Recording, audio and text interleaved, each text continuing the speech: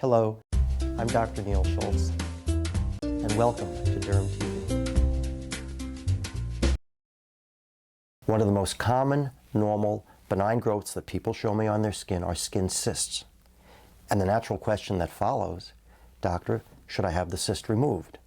And the short answer is, yes, you should, because often cysts will become infected, and when they become infected, they're very painful. And if you remove that cyst preventatively on your schedule, you take control of the situation. If you wait and leave the cyst and it becomes infected at 3 o'clock in the morning when you're on vacation or any other time, you're then compromised and you have a very much more difficult situation. Let me explain what's going on. This is a diagram of the skin. And this, of course, is the hair shaft and hair follicle as it comes out through the top. And I'm going to show you something that's very small just next to the bottom of the hair shaft, and it's right at the edge of my pointer, and it's this little round area, and that's the oil gland, and that oil gland makes oil, and it delivers the oil to the surface of the skin through a tiny little duct that goes into the hair shaft.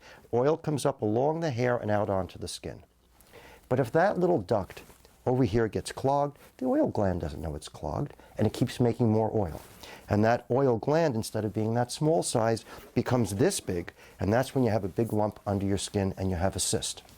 And at some point, that oil becomes infected. And when it does, that's when you're in trouble because it enlarges, it's very painful, it's red, and you're really, really uncomfortable. So to avoid that type of situation where it becomes an emergency, and then you need to get medical help at a time when you may not be prepared, like on vacation or in the middle of the night, prepare to have your cyst removed electively.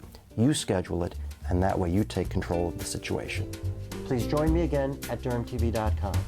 If you have a question, please send it to me by visiting dermtv.com/question. I'm Dr. Neal Schultz, and thank you for watching today.